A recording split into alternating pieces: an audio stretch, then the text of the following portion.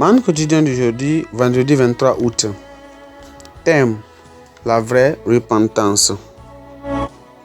La vraie repentance. Texte de lecture: Actes chapitre 2. Lisons à partir du verset 37 à 42. Après avoir entendu ce discours, ils eurent le cœur vivement touché et ils dirent à Pierre et aux autres apôtres: Hommes, frères, que ferons-nous?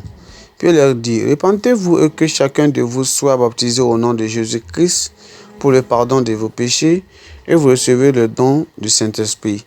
Car la promesse est pour vous, pour vos enfants et pour tous ceux qui sont au loin, en aussi grand nombre que le Seigneur nous donne. Notre Dieu les appellera. Et par plusieurs autres paroles, il les conjurait et les exhortait, disant: Sauvez-vous de cette génération perverse. Ceux qui l'accusaient l'acceptèrent sa parole, furent baptisés, et en ce jour-là, le nombre de disciples s'augmenta d'environ 3000 âmes. Verset 42. Ils persévéraient dans l'enseignement des apôtres, dans la communion fraternelle, dans la fraction du pain et dans les prières. Gloire à Dieu. Le verset clé, c'est le verset 38 qui dit: Pierre leur dit: Repentez-vous et que chacun de vous soit baptisé au nom du Seigneur Jésus-Christ pour le pardon de vos péchés, et vous recevrez le don du Saint-Esprit. Gloire à Dieu.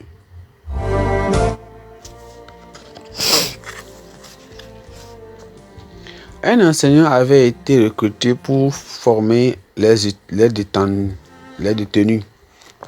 Cela faisait partie du processus de réinsertion qui permettrait aux détenus d'échapper leur cursus secondaire tout en purgeant leur peine. Pendant les cours, un des élèves s'était profondément endormi 2 fois de suite. À la 3e séance, le même élève était déjà en train de somnoler. L'enseignant le tapota sur l'épaule gentiment et le remua pour qu'il se réveille. Le gars devint fou. Le gars devient fou de rage et menaça l'enseignant en ces termes: Ne me fais plus jamais ça, sinon tu vas le regretter. Comme punition, il fut placé en isolement pendant 1 mois. Lorsqu'il fut sorti de sa cellule, il dit qu'il voulait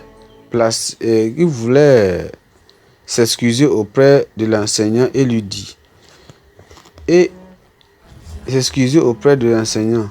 dit: Ce que je voulais dire ce jour, c'était: ne fais plus jamais ça, sinon tu pourrais le regretter. Évidemment, 1 mois dans l'isolement l'isolement n'avait pas suffi pour endurcir les propos durs de ce jeune homme. Il est comme ceux à qui Pierre s'adressait dans notre passage biblique d'aujourd'hui. Rempli du Saint-Esprit, Pierre délivra un message impromptu au peuple qui s'était rassemblé à Jérusalem pour la fête des Juifs. Le message était tellement fort et irrésistible que ceux qui l'écoutèrent eurent le cœur vivement touché, comme la Bible dit, et même demandèrent à Pierre: Hommes, frères, que ferons-nous? Pierre leur fit savoir que toute relation avec Dieu commençait par une repentance sincère. La suite des événements nous fait savoir qu'environ 3000 personnes de ceux qui l'avaient vraiment écouté n'avaient non pas seulement reçu le Seigneur, mais ils acceptèrent la parole et furent baptisés. Leur repentance était sincère, puisqu'ils continuèrent avec fermeté dans la doctrine de Christ et la communion avec les frères. Les assemblées chrétiennes aujourd'hui sont remplis de personnes qui professent d'être des membres, voire des dirigeants, sans avoir une expérience authentique de la repentance du salut. Pourtant, le Seigneur demande un renoncement total au péché, exprimer des regrets et des remords ou tourner une nouvelle feuille ne suffit pas pour traduire une repentance sincère. Ce sont plus des états d'esprit que de la repentance et de la sainteté. Ce qui est exigé, c'est un sentiment intérieur d'une sainte tristesse de la foi et la provision de Christ pour votre salut.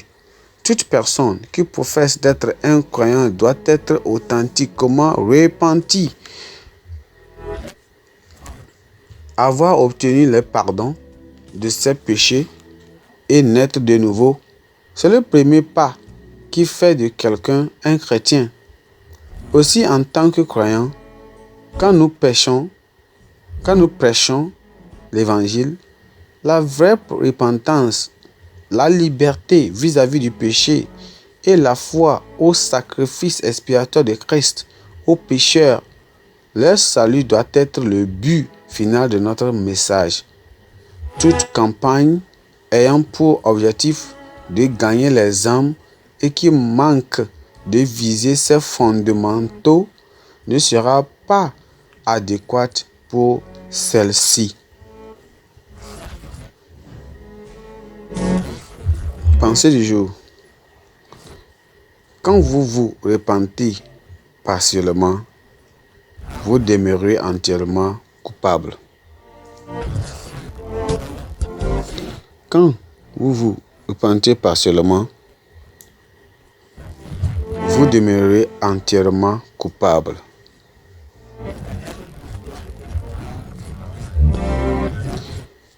La Bible en un nom. Daniel chapitre 9 à 10.